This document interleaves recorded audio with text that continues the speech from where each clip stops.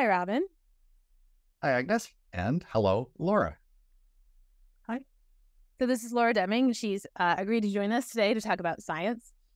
And I thought I would start off with a question, but Laura, I know you've got a bunch of questions. So after that, you should feel free to throw in your questions. And so my question is, something that surprises me about Robin is that he doesn't believe in the distinction between theoretical and practical reason. And I'm curious about whether you believe in this distinction. So in the history of philosophy, basically you have here's a kind of cartoonish story. There are these people we call pre-Socratic philosophers because they came before Socrates, and maybe we wouldn't have even have cared about them if they didn't get taken up in some way in connection with the Socratic tradition. And they were doing sort of religion and natural science and philosophy all bundled into one. And Socrates also, he's doing a kind of theorizing or thinking that is both practical and theoretical at the same time. But then Aristotle comes along and he's like, actually, there are these two different things, theoretical reason and practical reason. And they're actually two different virtues of the part of your soul that does thinking. It has two different virtues. There's being good at deliberating and being a good practical person, being practically wise, knowing what to do. And there you're primarily concerned with achieving the good, both for yourself and for everybody else. And then there's theoretical reason, which so that's phronesis in Greek. And then there's theoretical reason, which is Sophia, which is wisdom, where you're interested from Aristotle's point of view, primarily it's going to be in the movements of the heavenly bodies or God, or the things that are unchanging, the things that we would say operate according to natural laws. Aristotle said nature is the way that it is always, or for the most part. Okay, so that's a distinction, and most philosophers, I think, just accept that, and they just think, yeah, there are these two different kinds of reasoning or thinking, and you always kind of need to be clear which one you're doing. Are you trying to learn some truth, or are you trying to achieve some good? So I'm just curious where you come down on that. And sorry, is there a disagreement between you two on whether this is a valid distinction? Yes, Robin thinks it is not. Well, let me just say, my position might be that we can distinguish perhaps purposes of, anything we use, including any set of tools, even though we might not use the tools that differently for the different purposes, depending on the purpose. And then we could certainly make a distinction between degrees of abstraction or generality. That is, what you call practical reason might be focused on making very concrete, specific decisions in a specific context, and what you just call, theoretical reasoning sounds more abstract in general. But I think there's certainly a continuum between the kinds of reasonings you do about more or less abstract things and more or less immediate things. I think there might be correlations there, but not a binary category distinction. I would think there's just more concrete, specific contexts and things you're working on, and more general, abstract ones. And we use the same general set of reasoning tools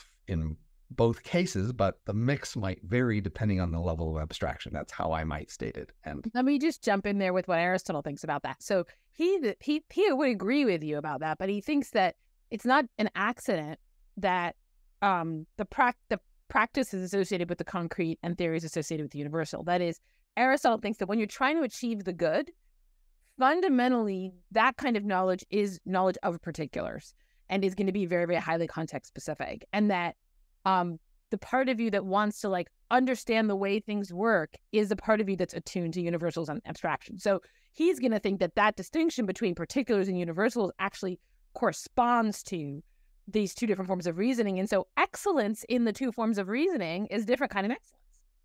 But does he accept there's a continuum between concrete and abstractions? That is, there's intermediate levels of abstraction, and your mix of behavior will continuously vary as you move up and down that continuum, but there isn't a sharp threshold, and there isn't sharp levels at which you would do one thing versus another. I guess I think let's say take swimming and running, right? There are going to be some common motions to swimming and running. But you might just think, yeah, but they're very different activities, and those motions themselves are different when they're in those two different contexts. So if you want to ask, are there any common denominators? Probably yes, in some way there are, but what it is for the thing to be done well is different in the two cases. So that does sound like more of a binary distinction with a sharp line. I'm not sure that I know how to draw the binary distinction, whether that itself is binary. So, Okay. All right, let's let Laura take a look. So I guess maybe like a thing. Like so many thoughts come to mind, which is actually sad that so many questions about like kind of a tangentially related topic that I was going to ask, but now maybe we'll just spend less time talking about this one. So, I think for one, just this is something that I've spent a lot of time, I guess, like thinking about because it's quite actually practically relevant to what I do. So like I work in both a business, but I work in a business that relates to science. And like I think to get something done, there's kind of this question of like where you should spend your mental energy. And I actually think it's a pretty subtle, or like I've changed my mind a lot about that over time. I think it's like relatively subtle. I think too, maybe Robin, to your point, there's this question of like, is it useful to distinguish, like, of what use is a binary distinction or a distinction of any kind? Like it has to be useful for something. And so maybe it's sort of like, have I personally found, or like in my personal experience, maybe I'm thinking like, have I found personal utility for making a distinction between these two types of reasoning? I think that I definitely have. So maybe one example I'd give, or kind of one, actually, I'm not sure if this is like, actually corresponds to how you differentiate between the two different groups, but one thing I've noticed between people who tend to do more of one versus the other is like a difference in how they discount time. So sort of like I would say somebody who is much more Sophia oriented would basically the people that I've met who are the most in that direction just kind of like don't think ever about time. They're kind of like, I would like to find the most beautiful representation of this concept no matter how long it would take me to get there. And so the people that I put in the opposite camp, I forget the word that you mentioned for it, I would say like care a lot about pardon? Phronesis. Phronesis. So I would call them, I would call them maybe operators. So kind of like in my mind, it's like the operators versus like the thinkers and kind of my world. Like I'd say they care a lot about time. And in fact, they're constantly kind of calculating, like what's the minimum I can learn about this such that I can then apply it to kind of get to the next step in my process. And kind of like everything is oriented around kind of that concept. Or not everything necessarily, but so so I think I practically see that. And I personally found that distinction to be very helpful. So Robin, to the extent that it is helpful to have these things, I think it's empirically for me, it has been. And then maybe to the other question of kind of, like how to think about these two different types of knowledge. So one thing I found is quite interesting is like I work in this domain of like longevity, which is very fascinating because it's like you're trying to do this almost impossible task, which is to like, change the longevity of an organism that has on the order of 10 to the 27 atoms. And but like you're trying to pragmatically build businesses that, generate revenue in the real world or, at least are financeable for the immediate term. And so kind of this is a very interesting combination of trying to solve an almost insolvable problem that requires a high degree of Sophia and then trying to do something very pragmatic. What I think I've come to over time is that if you just try to accomplish this goal pragmatically, actually you fail. So personally, I've actually spent a lot of time in recent years investing in kind of like, not even pragmatically, but just because it felt like interesting to do, like more than Sophia-oriented self-knowledge. And I think that actually led to, maybe this is wishful thinking, but like better, like it's sort of like, you could argue that this is all like an operator would try to go full Sophia, and try to like see the beautiful things and then be able to come back to their like pragmatic style. But like, I think it actually does require some kind of different values lines.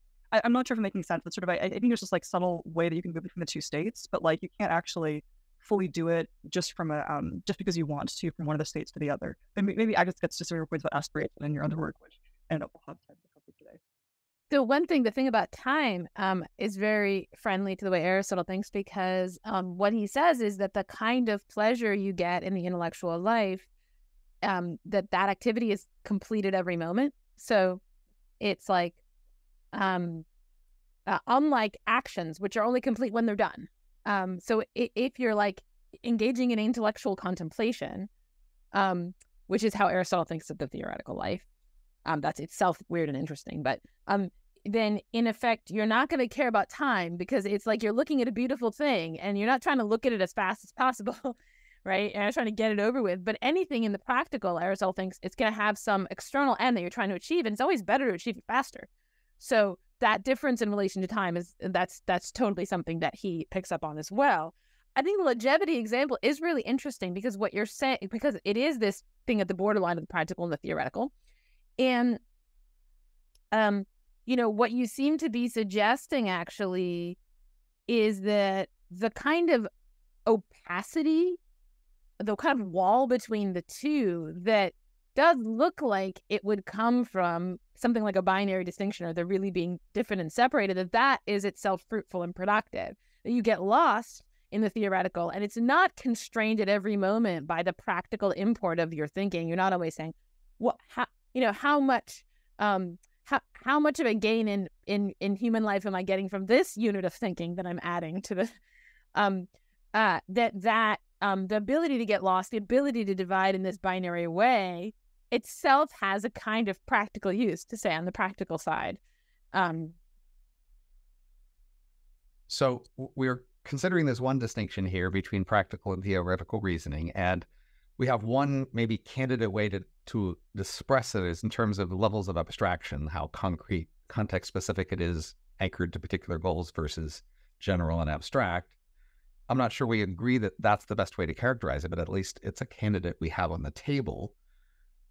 I'd like us to ask whether a different distinction maps onto it well or not, because there's this other distinction I think we initially were interested in talking about together, which is the distinction between academic/scientific claims and methods versus all the rest. That is, many academics and scientists will basically say the conclusions that come out of our process, journal articles or panel discussions or whatever, they have authority, they can be trusted, and everything else is by comparison just completely worthless. Unless you can have a scientific or academically acceptable method to draw a conclusion, then for the purposes of serious discussion, you just shouldn't even mention it. Just shouldn't even show up in the conversation. Only serious, academic, scientific, discussion content is worthy of respect, which is many people kind of make that statement in some ways. And they say you should only ever talk about anything else if you can't do it this academic, formal, scientific way. And that it's just like, conversation, it's almost worthless. It's all intuitive. It's all subjective. And they denigrate it pretty strong. And then that's a problem because, like many of us who have learned to say the scientific, academic, formal methods way also realize that in many contexts we feel inclined to do the other things, and we feel like we draw some strong conclusions from them, and we're justified in doing so. So in conclusion, is there a relationship between this distinction between, academic authorized claims and analysis and everything else, and the theoretical versus practical distinction? Are those the same distinction? Are they different ones? Oh, is there a relation there? I don't think they're the same. I think that it may be that the practical is like a subset of what you're calling the non-academic, but it would only be a subset, because I think you can have casual conversations about, intellectual matters, and that wouldn't be practical. But I guess, like, okay, I've heard this complaint come from you before, Robin, and I kind of am not feeling it, in the sense that I don't hear people all the time denigrating conversation. It's not like a thing that I see everywhere. And here's the thing I wonder, like say you can learn all sorts of stuff from, you can learn stuff from this conversation, right? Not just from an academic journal. Awesome. You get like an extra benefit. But there's some people who are telling you can't.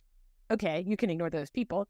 But they're not going to take what you did seriously unless you put it in an academic journal. Well, then put it in an academic journal once you've learned it. So I guess I'm just not sure I see what the big problem is here. Well, so I thought this is why I might ask Laura, because Laura is very well trained in academic, styles and methods. That is, you're in a STEM sort of discipline with accepted methods that are appropriate in your discipline.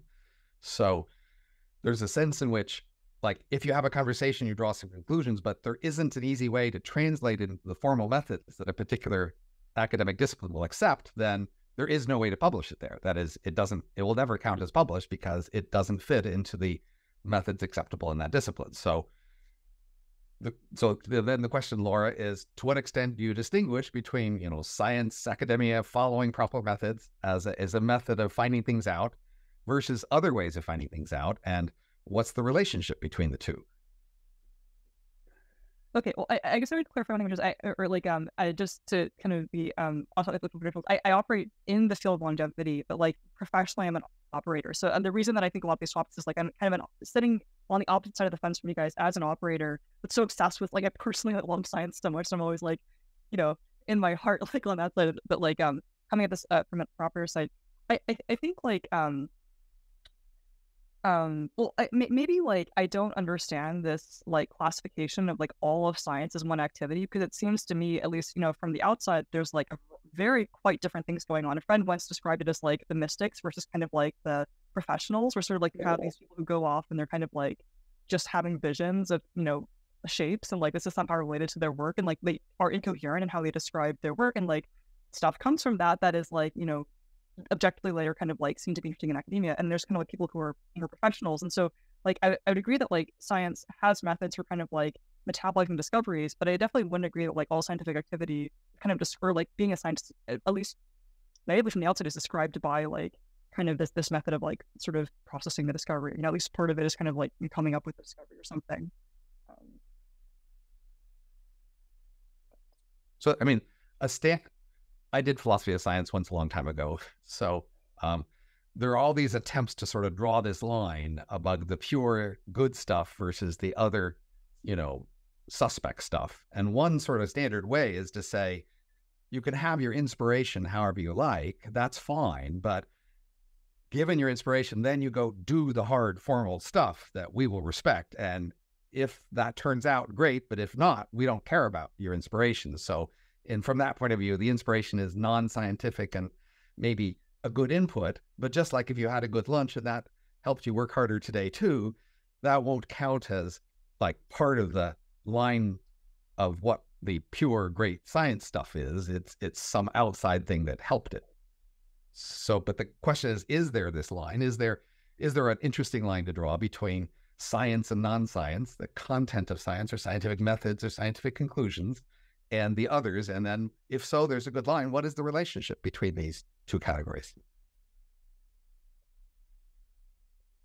It's a good example that's somehow popping into my head because of the way Laura was talking about inspiration is the Indian mathematician Ramanujan.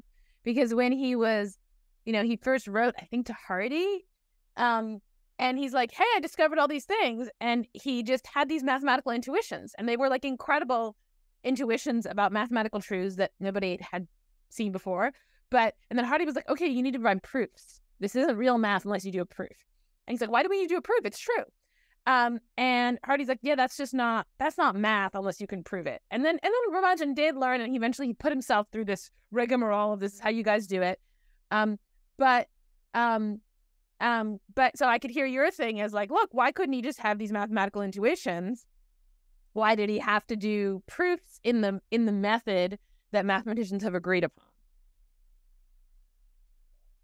Okay, so maybe sort of relating this back to the original question. One, I kind of relate back to the utility. So sort of like I'm trying to map this onto like if I'm trying to make a decision like in like a practical sense in my clearly how would this be related, and sort of maybe the question of like what's the more rare commodity, or kind of like what don't you have normally? And I think so when it comes back to this question of like Sophia versus kind of like doing something's really good, I think one common frustration is that like there are many people who actually want to build companies or like work on things for the good. Actually, like that's kind of an overabundant sort of thing in the field.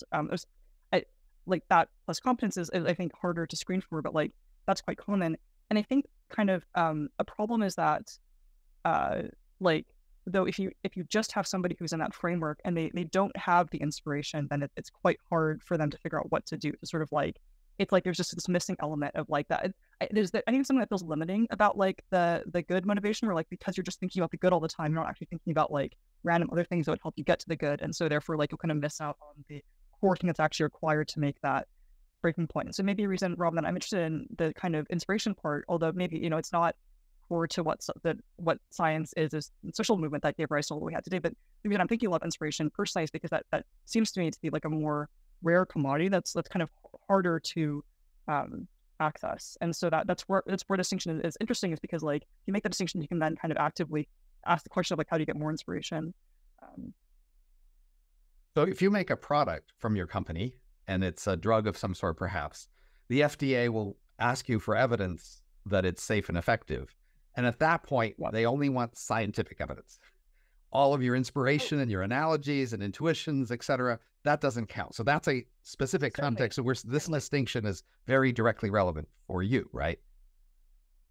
Right. But I think so I think we actually agree now perhaps that there is a distinction that is useful and relevant. And I was just making the case that it's also useful in the sense of finding trying to explicitly point out that there should be more ways to create inspiration kind of earlier in the process. But I think we now appear to both agree that like this distinction it does have utility. I want to give Laura a chance to ask a question, and then we can both. I have follow-ups from the previous question, so I'm sure we have self-follow-ups. But I know yeah. So I guess one thing I've been really curious about, and maybe this is like too personal to discuss or something, but like in terms of like sort of personal motivation, but it's kind of like to what extent like the feeling of meaning, especially in regards to like seeking knowledge, is like a valid feeling to follow, and to what extent it's sort of interesting one. To give a concrete kind of context for this, I think like it's been really interesting as I get older how much like the feeling of meaning associated with different things in life becomes decoupled from like an internal thought of whether they're good to do or not. So like maybe you feel like it's really important to like move across the country because you love someone a lot. But then you think about it and you're like, wow, that maybe is not, quite a good idea for all these other reasons. And kind of like you try to decouple that feeling of meaning, which is quite intense, from like the actual actions themselves. And so I think taking it to the feeling of knowledge, that's actually the only feeling of meaning, perhaps maybe apart from family left, that I kind of like cling to, is kind of like, but this one is valid. And the arguments I've often given to support it are things like, well, if you're not really sure what to do, you should probably try to figure out what to do, which involves the pursuit of knowledge, presumably. And so like that's a good reason to pick this. There's some maybe like a way to argue that that's like a good thing to think about. So I'm not sure this is like topic that you guys have already like thought about ad nauseum and sort of like is for some reason somehow decided, but just like that's one that I was personally quite interested in discussing because it feels like actually personally relevant. Yeah, I want to pose a version of this question to Robin about one of his blog posts, because I feel like it's a avenue for exploring this question. So like, I don't know, a year or two ago, you had this like one blog post about what would life be like in like many dimensions. Like, I think you were reading like Flatland or whatever, and you're just like, what would it be like if we had 1,000 dimensions or something? And I remember talking to you about it. You're like, I feel a bit guilty for thinking about this because it's not relevant to anything, but you were just interested in it. And so that would be sort of an example of something that captures you, but then you can't see a practical upshot. Anyway, I thought you could use that to talk about this. I guess this is about the scope of rationality in a sense. So if you feel inclined to do something, you know that your subconscious had a bunch of processes that incline you in this direction. And then the question is, to what extent do you want to sort of check on that, or maybe cross-check it against some more abstract conscious analysis? That is, often we don't just do everything on our intuition. We often want to think some things through. And so then the question is, what's the scope of things we can effectively think through? Which things are productive to think through and which things not? So obviously, temporary small cost things that can't be bothered to think it through because it's just not worth the bother. You might as well just go with your intuition. But like the bigger a part it becomes of your life, the more you might be tempted, okay, for this, I should try to think it through. And often like we just make checklists, positive and negatives, we try to weigh it. And I think we just should be really aware that most of our subconscious process that went into this intuition we had about something isn't consciously accessible to us, and our conscious checking on it isn't going to be able to get to most of that. So what we're mostly going to do is maybe be able to catch some mistakes. Like we have a list of mistakes that our subconscious often makes maybe, and like we're going to do a check. Did I make any of these easily checked mistakes? We find one of those, we go, aha, maybe let's back off on this intuition because I don't have the money for it, or it would be impossible, or require I live 300 years. There could be some intuition. And then when you reason about it, you just notice, yeah, that just doesn't work, right? But probably your intuitions are mostly not going to be making one of those mistakes. And so you're mostly not going to be able to do that much, maybe consciously, to overturn what your intuition tells you. Now, if you have to justify it to somebody else, I think when we have colleagues to justify to, or referees of a paper or whatever, then I think that's where this issue of science or formal reasoning comes more. We more are required to only say the things we can support explicitly and justify, and the other parts of our intuition, like they told us which things to try to say and defend, but we can't really say them directly. So in this context, I might say, among the most precious things you ever have, and the closest to magic really in our world, is a motivation. And don't throw those away very easily. You don't get strong motivations that often, and they're precious things, and they can really drive your whole life and things. So when you find one, find a way to live with it, save it. Just do not be in the habit of easily throwing away motivations. I mean, they're this power that runs everything. So I might check it against a few things, like say, he looks handsome, let me leave my husband. And then you might think, let's think about all the things that go wrong if I leave my husband, and maybe a check on it or something, right? But okay, if the checks pass, I think you kind of just often need to follow the motivation. Do you think that that's a dimension along which people vary, though? Like, some people just might be more motivated than others, and some of us They're might just constantly filling up with motivations they need to throw away. And like a lot of crazy ones. Yeah, actually, I really do think Okay. that. Like, often I have to like kind of calm down on my motivations to get anywhere because I've got like I'm going in 1,000 directions at once. So it may be that advice is going to be relative to the individual. But I wanted to actually tie this question back to the first question. Predictably, I'm still fixated on my question. And on this stuff about like what is the meaning that you get from theoretical work? Because I have a little bit of the suspicion that you have, maybe, but my suspicion comes from struggling to understand what the nature of that meaning is sometimes when I'm engaged in a purely theoretical activity. It's actually rare that I'm doing something purely theoretical, because I'm working on like the Platonic dialogues and it's all interrelated. But like sometimes, this one time I got like really fixated on this math problem in a particular dialogue. I spent like 2 months on this math problem. Okay, totally obsessing over it, and feeling kind of guilty about it. And I think that the guilt comes from this worry that the positive thing I'm getting out of it is aesthetic. That it's an aesthetic, it's beautiful. Like, so it would be like if I watched a movie, or if I looked at a painting or listened to music. That's fine. Those are good things to do. I don't deny those being good things to do, but how much of my time do I want to devote to them? Maybe this whole intellectual thing that I'm doing is actually a way that I'm dressing up for myself a certain kind of aesthetics as being productive or something like that.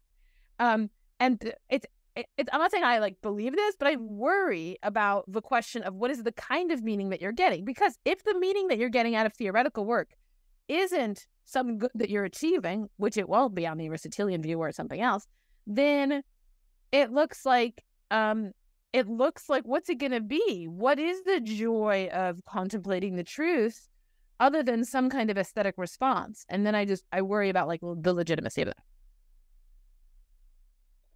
Yeah, I actually there's a so I share some more concern that's a bit for a different thing, which is I've actually written a piece of this where sort of like I think when I think about things theoretically by some years, I just feel better than when I do anything else. It's like the best feeling in the world.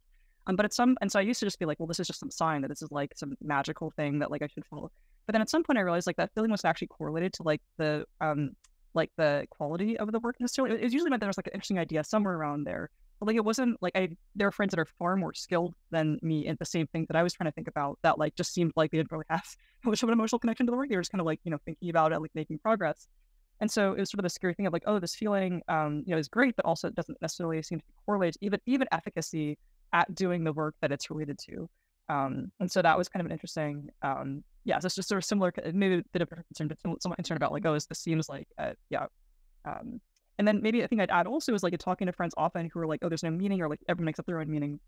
I'll make this argument that like, no, but like, again, like if you don't know what meaning is, we probably haven't solved philosophy yet, or I mean, you know better than I. And so probably should like, try and just keep thinking about it until we're quite sure we know what the answer is, and kind of we all agree or something, or maybe we'll never agree. And so therefore, like the pursuit of knowledge will be involved in that. So that's a way to argue for that as a thing to do if you're not really sure. But I think the problem there is like, I'm just saying that because I feel like I want this to be true. It's not because like, that's how I decided that I thought it was true, And I think that basically is true, but that's that procedure is going to be selective about what sorts of knowledge you pursue. So you're going to want to be pursuing things that are like close to the possibility of like revealing meaning to you. And like, I think it's, to me anyway, like it's not, I wouldn't have first gone for longevity because it's like longevity is something that's good on the condition that life is good, right? Conditionally on life being good, you want to have more life. But it's not going to tell you why the life is good to figure out how to achieve more of that thing. And so I think that there's a question about whether, even if that justification worked, it would justify the sorts of inquiry that one wants to pursue. Famously, Socrates in the Phaedo talks about how when he was young, he did all this natural science, but then he realized that like wasn't getting him anywhere in terms of like figuring out the meaning of life. And so he dumped it and went in for ethics. So I often reflect on this topic, and it's something I think Agnes and I have talked about on basically, you can think about intellectual thinking as just selfish. You're doing selfish reasons might be like a sense of mastery, or you get fame and attention, or perhaps an aesthetic appreciation. And those seem selfish because, well, the main benefit is to you and maybe not so much to other people. And maybe other people are paying for this and you want to be altruistic and help the world. And then there's other kinds of thinking you can do that would more help other people, like figuring out the truth and spreading that, or maybe truth on important topics like, say, longevity. And so I naturally feel this tension of, on the one hand, just stuff that's fun and immediately appealing to me. And then on the other hand, reflecting and saying, yeah, but where should I be pushing myself? What's the thing that's high value? And I think Agnes less sees the last part of that in terms of like going for high value. But I have a strong criticism of both academics in the sense that if you say, okay, why are you doing research and what's the point of it? Yeah. You really can't say that much about larger consequences. They just repeat a few words and they seem to be justified. Well, other people have done this in the past, so it's okay if I do it. And I'm really struck by how most academics just don't have a story about why their thing is especially important. And thankfully you do. I presume you can have a story about why longevity is important, because like we might actually do it and then it would be a huge deal, right? But I presume you're somewhat puzzled perhaps by other people just not caring about how important topics are and maybe just making the distinction between aesthetic and truth, but not really caring which truths are more important. Like Agnes might say. Oh, I disagree now. Go ahead. Well, I'd kind of maybe make a distinction when I think about what you were saying, Robin. I would make a distinction internally between like things that are important and practically important. So just getting back to the original kind of distinction, and things that are important and kind of like are deeply theoretically important. So like, for example, it's like longevity might seem to be quite practically important because it's related to medicine. But let's say somebody's working on like a deep mathematical question, like they could work on like a trivial one where it's sort of like they just got there because that's their academic path, made it really think about the important questions. Or they could feel that like it's so beautiful and aesthetically just, you know, delightful that it is important. And so they've really thought about whether it's important or not, but it's like important in the sense of just being, and when I take it back to Hammond's question, which I think you're referencing, I think he might have meant like the latter, not necessarily the former. Like, I don't know if he was calling on academics to evaluate their work in the context of practical uses. I think it was more like, it is a big deal kind of thing.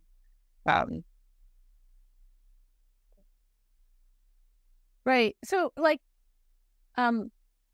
online, something that I see a lot of is everybody telling everybody else what everybody should do. It constantly, like, it's a constant flow of like advice, and here's what you need to do. We need to do this. We need to pay more attention to this and more attention to this. That's like something everyone seems to think that they're able to do is direct everybody else. And I think people are not very good at that. And the stuff they have to contribute along that front is not very useful. And I would think the same thing about academics telling everybody what we need more of. Like, so if an academic is basically like saying, well, look, here's the most important issue, I'm like, probably you're not great at judging that. Because what have you done? You spent your whole life studying this one little thing, Socrates or something like me, right? What do I know about everything else? I can tell you about Socrates. And I can also tell you why it's important. Like, I have my own sense of why it's important that I can articulate to you. But comparing it to everything else and saying, like, here's what we need to pay more attention to, I would just need to know everything else. And I just don't think I know that. So I can't make an informed statement about what everyone needs. I could just make the kind of statement that everybody makes online. It seems to me like radical, uncertainty sort of thing, which I tend to be skeptical about. That is, I think when you need to make choices, there are just like big variations in the consequences of your choices, and you should just make your best guesses, even if it will have a lot of noise in it. So, for example, if you had different ideas for starting a business, I might say, well, you should do a filter and say, well, which one potentially could get more revenue? Which one, could be big businesses versus small businesses? Which ones could have a big effect on the world, right? You can and should do that when you're thinking of business ideas, not just say, no one could possibly know which business ideas are any good, so I might as well just pick the first one came to mind. But I guess I don't. I wouldn't expect, suppose somebody, comes up with Okay, I'm remodeling my kitchen. Remodeling. What I mean by that is I am covering it with stickers, and my kids are really into it, and they're like, you know, you could start a business where you go and remodel people's house by covering with stickers. And maybe suppose I did that, okay, and started this business. I don't think that I'd be able to say, look, I figured out that what the world really needs is more sticker kitchens. I found a cool thing that I can do and that I can contribute and that I think people would like, but I haven't like done some kind of math of like, what is the total set of needs that people have, and determined that what the world needs now is more sticker kitchens. And I suspect that most people who start businesses, it's not because they do that kind of calculation and they can't explain why this is the exact thing that the world needs more of. It's going to look more local, like they're good at something and they find some niche that they can fit into. But Laura actually knows much more about starting businesses probably than either of us, so maybe she could speak to that. One thing I'm curious about actually is like a distinction that we've been discussing this whole time, like really a distinction between like either like whether it's better to be selfish or like between being selfish and being altruistic, or kind of like between like the idea of like having an idea of self which is like very individual versus like connected to community. Like, is that kind of the core distinction between these two modes of action? Well, if we're starting a business, you both would want to start a business you thought was fun, and she might find the sticker business fun, but then if you ask for investment from other people or customers, they're going to want to do a quick, you to have done, and if they're not, they're going to do a quick survey of like, okay, how many customers there could be for this? How often would they buy it? How much would they pay? I mean, you just need to, you can't have enormous certainty about that, but it seems like you should always do that first quick cut analysis of, even if you have an idea for an academic paper or something, the question is like, who might publish this? What sort of, right audience would it have? Is it in fashion? How easy is it to do? You should just always do a quick cut analysis of these things. Ask people about those questions, they'll be able to answer them. Right. And so that's all the more telling, right? People in academics, they can do the very selfish calculations, quick and dirty. Okay, what journal might take this and how long would it take and how much money will it take? But if we say, okay, and how will it matter for the world? All of a sudden they're in the, who could possibly know? So why should I even pay any attention to it? As if like they really just don't care about the consequences of the world. They just care about their personal consequences. And that's what the thing they focus on. Do you think it's that they don't care or that they aren't competent at kind of making that evaluation? Because they haven't tried. I mean, if they tried more often, they would be more confident. Because people are trying, like on Twitter, they're really trying to like tell the world how to be a better place. I mean, they put a lot of energy into it. I think they suck at it. You're focused on people telling other people. I'm talking about people just asking themselves. So I ask a person about your research and say, why are you doing this? What's your story about how this helps the world? And they don't have a story there usually. It's not about me telling them what to do or them telling me. It's about, have they even asked themselves? But I just think it's very hard to know what's going to help the world. And yeah, they know what journals might take it or how long it would take or how many assistants they'd need. I mean, there's apparently a bunch of other things they can figure out. I mean, let's ask this. Okay, I want to ask Robin this question. So presumably when you're kind of old now. So when you were young, you made some of these determinations, right? About what's going to help the world. And you're making predictions about what could help the world. And my question is, to what extent were your predictions correct about which contributions of yours would help the world? I mean, I think on average they were right. Yes.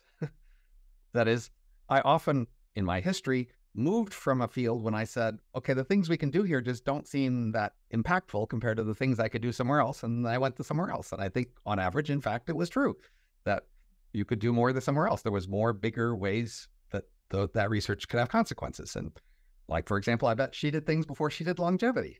At some point, she switched to longevity. I'll bet in part based on an idea, you know what, longevity could have some big impacts.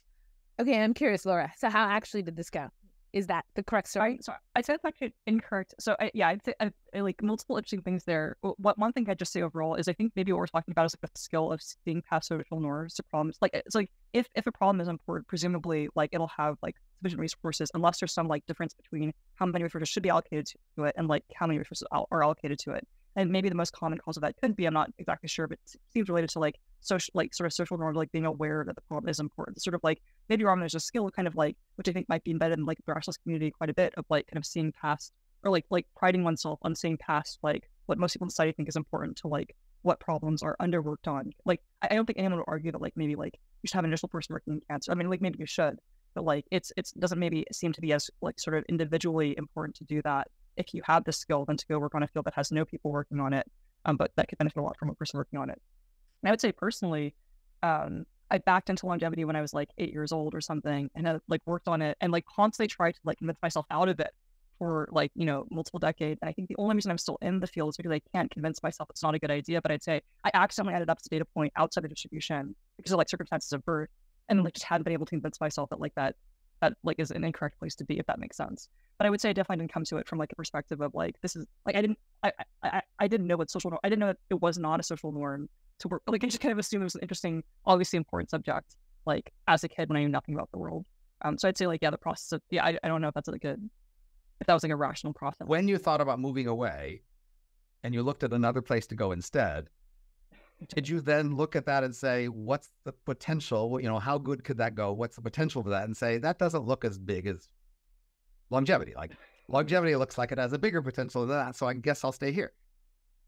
Yeah, but I think that comes back to this question of like, so like sort of when one makes that evaluation, like what question is one asking? And I think maybe like Robin, I put you in a small group of people, and then we'll kind of like think of, or maybe it's not small, actually not how big, but like we think a lot about like how people trick themselves, or kind of like how people see past social norms. I think longevity is very interesting because I think it is a field that is characterized, its inefficiencies are characterized by social norms that are like to which most people like are kind of just unthinking or something.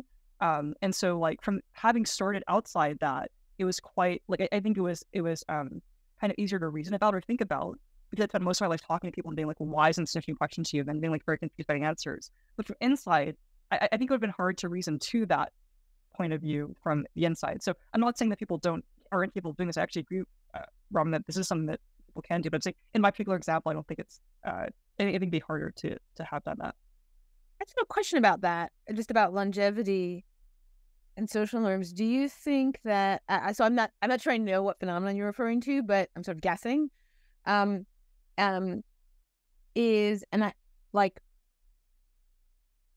it that we all have to accommodate ourselves to death somehow over the course of our childhoods, and people kind of talk themselves into it, like, it's okay, I'm gonna die, that's how it's supposed to go, it's, you know, and then you're having to raise the question of longevity. It's like telling people maybe you could have this amazing thing that they convinced themselves they couldn't have in order to get by, but you plunge yourself into this at a young enough age where you hadn't yet sort of tucked yourself into the death thing. Like, is that the situation, or if not, what? How does the anti-conformist aspect of longevity research show up? I think there's a couple of things. I mean, I could spend like, I don't know, like 100 hours talking about like the number of different factors that go into like the aversive reaction to thinking about the question. But the fact is, there's typically a large aversive reaction to thinking about it at all. Like just except for very small subset of people, and even then, like there's a lot of anybody who's thinking about it is thinking about it from a perspective that's not fully, or it's having anything fully rationally, but it's like a very hard topic to think about directly. And then so that's one thing. And the other thing is like until recently there wasn't a reason to, because technologically we didn't really have like it wasn't a question of can we do anything about this or not. There just wasn't an option. And so I think the reason that it's an interesting question now, or that I'm so fascinated by the field of sort of like technology, is forcing us to think about this process and metabolize the social change. But like you're kind of right at the beginning of that. But yeah, and so once it becomes like, if there were longevity drugs available to humans that like had large increases in life, we would all be thinking about it because we had to. But right now it's kind of, we're like right on the cusp. We're like thinking about it, might you invest more in the field, but like it's not something you have to do if you don't want to. So let me try to answer, and you can tell me if I'm wrong, Laura.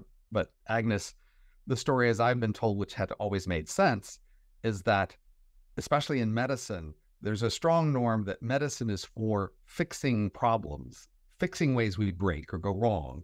But then the purpose is always to bring us back to the normal, functioning, natural state. And then improving us from that state when there isn't a problem is much more taboo. That is, we don't see... We're fearful of and disapproving of the idea of taking some healthy person where everything is fine and then trying to make them better. Then we're mainly just supposed to fix them when they go wrong, fix the things that go wrong, and bring them back to the healthy state. So longevity is often framed as, let's not just stop the ways we die, but let's make us better and make us more likely to live longer. And because of that, it hits this taboo. Oh, you're not supposed to be improving. You're supposed to be fixing the problems. Then why isn't sports taboo? Isn't all of like professional sports are people trying to improve their bodies above the norm? Well, they're supposed to be bringing them up to the full potential. But for example, people who use drugs or other artificial means to make them better, that's very disapproved in sports. That is, the whole point is, no, you're only supposed to take your natural capabilities and then practice them and reach their full potential, but you're not supposed to artificially change you in order to win in sports. Yeah, and I actually disagree with that quite strongly, or up in the sense that like I don't want to like spend like like monologuing about like, you know, findings and like the study of like what poor versus longevity or something, which just I just like think about it a lot. But I think one thing I'd say is like I think the transhumanist thing is a very common reason people will give for not thinking about it, or kind of like but like I'd say like there's a like almost like my observation empirically is that like there's people who still want to think about it, and there's a lot of reasons that you can use to not thinking about it, but they aren't actually they're not kind of they're more like utility. They're more being used for something. They're not like the core motivator. And like I don't understand psychology well enough to like I have a lot of thoughts about, or I think that core motivator is really interesting, but also like I wouldn't feel comfortable like proclaiming about psychology or something to like, you know, folks who are actually working in academics. Okay, so you're saying this theory I just outlined is plausible and an excuse people could point to, but it isn't the real reason, and you don't know what the real reason is. So I'm very sympathetic to it. I think it is like one of the most common reasons people give for not being interested in this. Most technology, right, is that like it changes something, and we don't want things to change. But I think just like I mean, it's like spent like a long time about people. Like I think that it's not the real. It's just really not the real. It's like a reason that you give. It's like, you know, like when you believe something and you're not really sure why, but you need to say something. Like it's a useful reason, but it's really not the core reason, I think. I want to go back to this selfish versus selfless thing, because I think this is interesting. Like this question about, you know, is it permissible to have selfish motives as a scientist?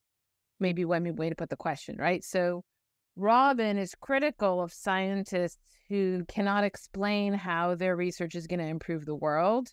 Let's say all they can say about it is, I know I can get it published in a journal that will promote my career, and I find it really fascinating. Let's say they say those two things. Those are both forms of selfishness, right? So there's different kinds of selfishness. You could selfishly, want money and acclaim, and you can selfishly want like the pleasures of learning. I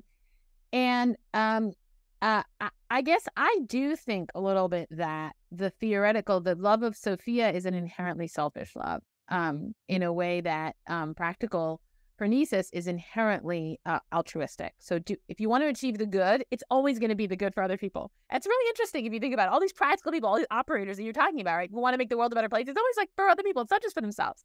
So there's a natural altruism, I think, built into the practical, and a natural selfishness with the theoretical.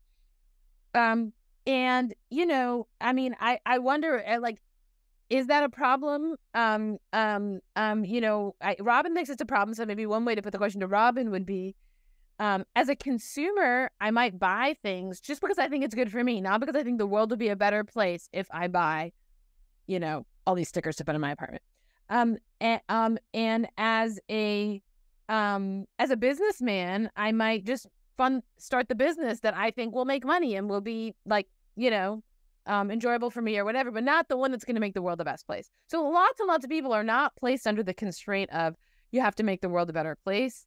Why are you inclined to put scientists under this constraint? And I'm interested to hear Laura's take on this too. So in the world, we have a number of spheres which are labeled and called on to be exemplars of admirable activity and things that be supported. So like there are people out there just doing stuff selfishly, and they're allowed to do that, and it's okay. But then there are other things that people do that say, there it is, the peak of human activity. And then they want us to praise it. They want us to support it with donations, with tax deductions. And we do, in fact, give such support for areas of, you know, music and academics and museums and art and a number of areas where we all basically support those things out of some story that they are better than the other things and they're good for us all. And the people who do those things, it's somewhat surprising when you ask them, okay, what is this thing you're doing for all of us? How about you in particular? Tell me about how it's going to be good. And they go, I don't care about that. I'm just doing this thing for me. And you go, but the story, you know, for example, you look at universities and graduation ceremonies and the speeches given by university presidents, and they're going on and on about how this is all great for the world. Or when, you know, people ask for more budget for the NSF in front of Congress, et cetera, or ask for more donations to various things, like they go on and on about how this is all a great thing that benefits us all. And then you might think they might get the participants on board with this story and may have each of them tell them why their particular contribution is adding up to the story, and they just don't. That's, to me, the surprising thing. We don't seem to care if the individuals have much of a story about how they're helping. We just, as long as the large-scale representative of this area, they tell us this big story, we go, okay, fine. But if you think back to the thing Laura said at the very beginning about how the most productive thing in some ways for her to somehow get lost in certain kind of questions, where she's not asking herself the question, how is this making the world a better place? Then maybe all this is less surprising. So artists typically do not say any, like, I did an event with a filmmaker, you know, and he's like, look, I'm just doing what I like. I'm just making the movies that I love, that I think are beautiful.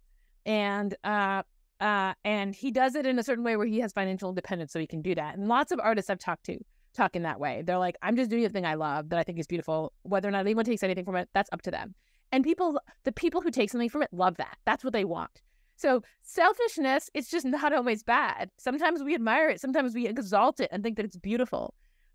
Like I find just stories about Ramanujan, who is this mathematician obsessed with really the beauty of math.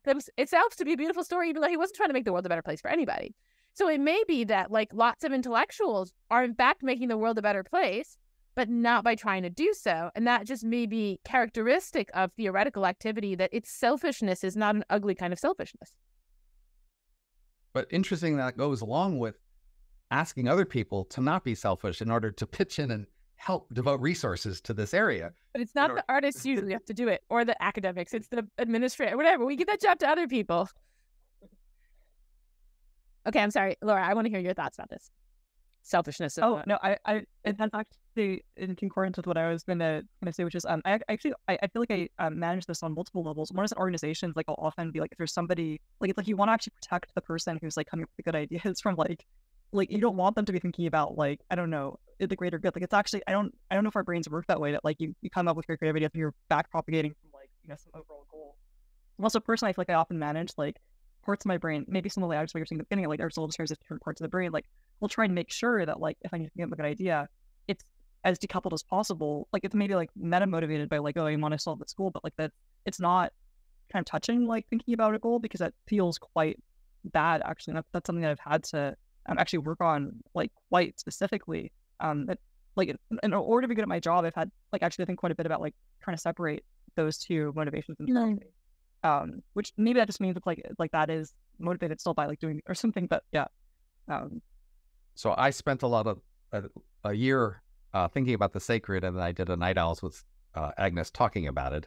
And I'm tempted to explain this in terms of one of the norms of the sacred is that the sacred is supposed to be separated from the profane. So concretely to imagine, like we could say, look, as long as you're motivated by art and doing art, that's great. But why don't we just shift you a bit in the direction of more useful art? So instead of just painting on walls, why don't you, decorate couches and decorate ceilings? And, we could have this attitude to our artists. Hey, it can't hurt your motivation that much just to slant your efforts a little more in the direction of what will be useful to us, as long as you're being arty, like be arty about something that could help us.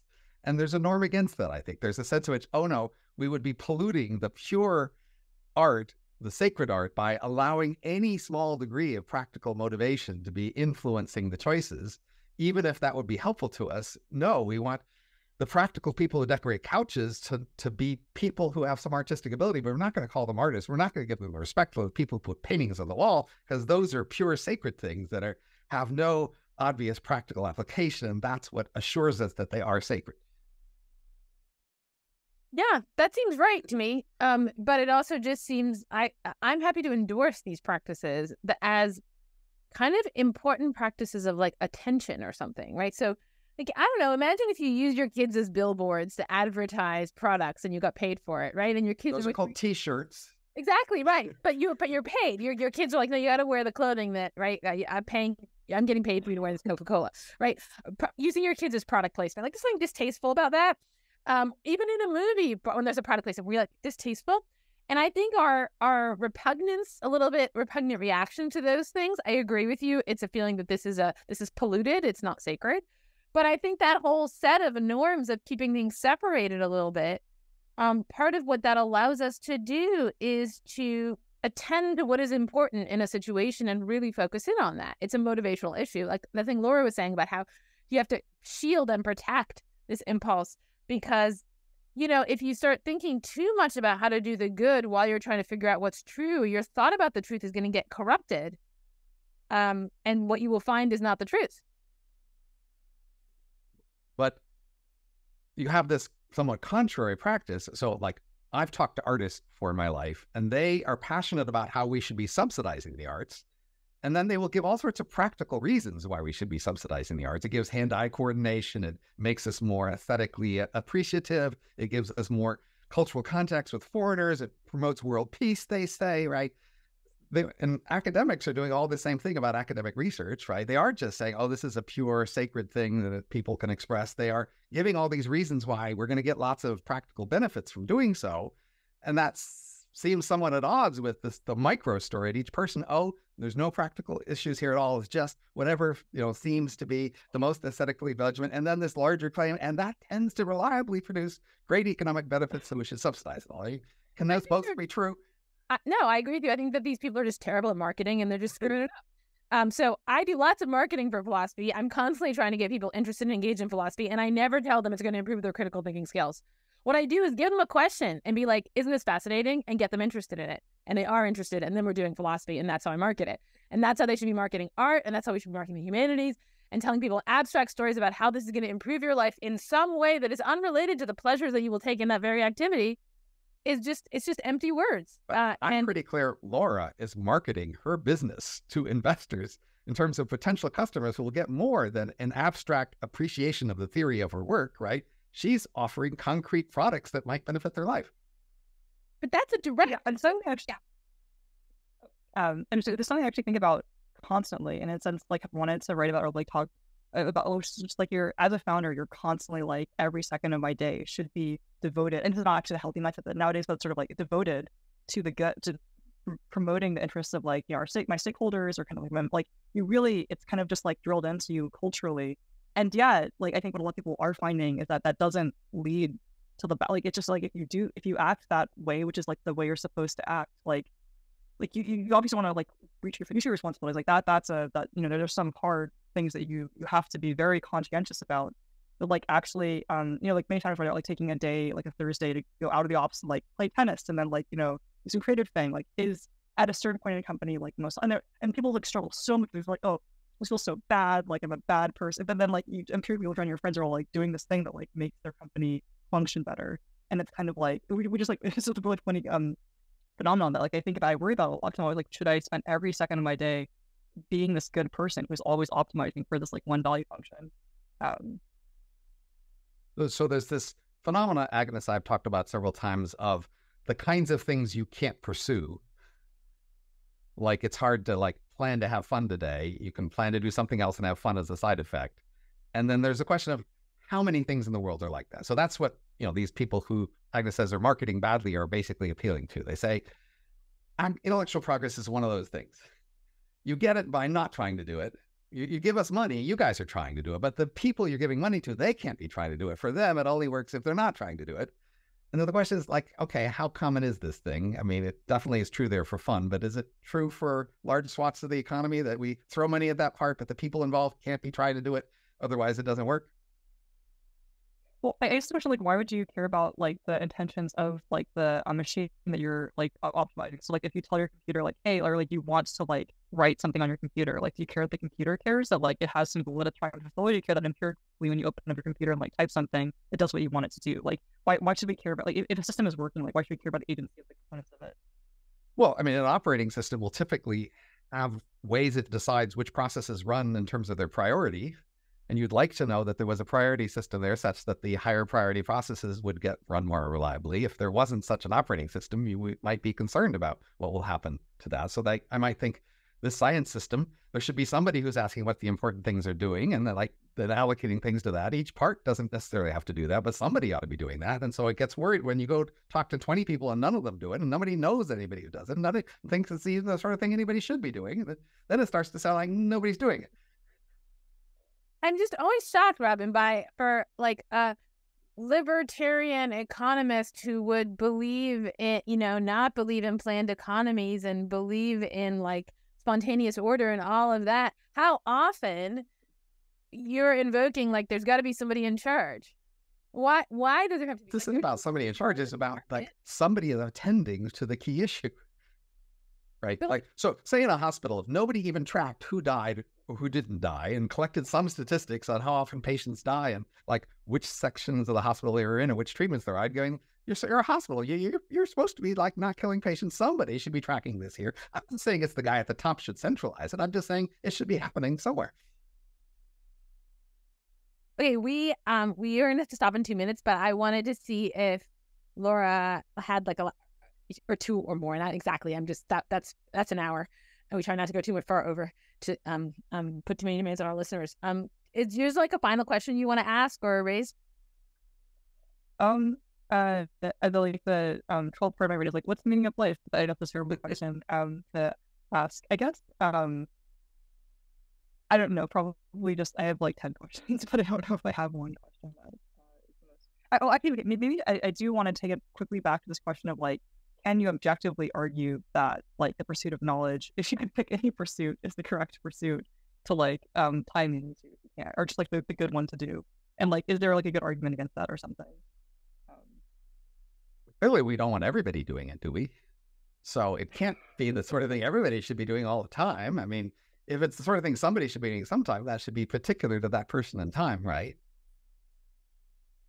I think it depends what kind of knowledge. So if you're talking about theoretical knowledge, then I think, that's not going to be for everybody.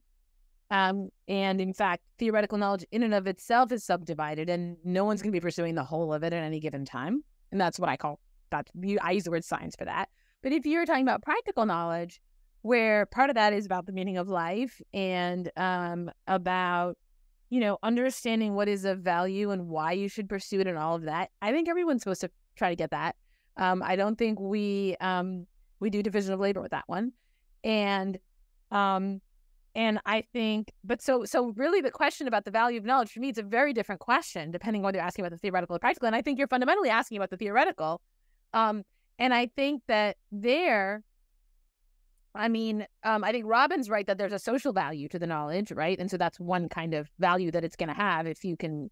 And then the other kind of value will be selfish. It'll be the pleasure, I think, the beauty of it, the joy of knowing. And I suppose, if the question is there some reason to think that that's better than other kinds of aesthetic pleasures, say you were an artist or something, you'd say you could be either an artist or a scientist, and you could take these pleasures, aesthetic pleasure, either in knowing or in creating art. For me, it's just not obvious. There's not some obvious answer to which of those two things you should do. And so if you were looking for an argument that says, no, there's a supremacy of the knowledge one in the case of theoretical knowledge, I guess I don't think that's true, or I don't see a reason to think it.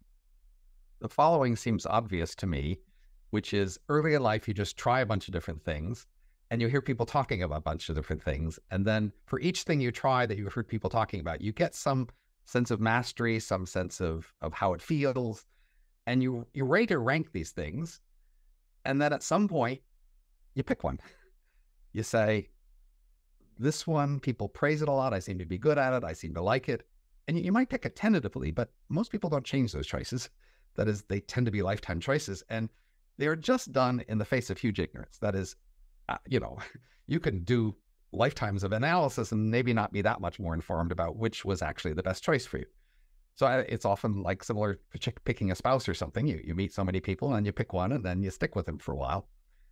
And I think we should be tolerant of the fact that I mean, maybe it's just good enough to have a thing and feel good about it locally when you did it. And I think you should, check it against a few larger checklists of like, okay, who cares? What's the point of this? Is there some value in it? But still, if you've checked it and it's okay on those checklists and you just like it, it should just be okay to just pick it and then stick with that choice. That's sort of essential to life, is we have a lot of options early on, and then we become someone who threw away most of the options to pick a few things. And then we become the people who pick those things. And that's who we are as a later adult in life. We no longer have as many options, but now we have, in some sense, this meaning of not just a thing we liked and picked, but like a lifetime of being the person who pursued that thing and getting into it and becoming more shaped by it. And that sounds like meaning enough, because you're not going to be able to get much more than that anyway. So I think I should be forgiving and accepting of people that, yeah, that's what they're going to be. They as long as like they at least at some point considered alternatives and considered a reasonable range of issues about which things to pick, that it's okay to pick something.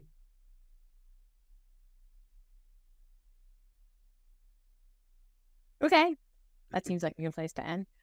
Thank you so much, Laura. Thank you for talking to us. Thanks for being here, Laura. Yeah, thanks for having me.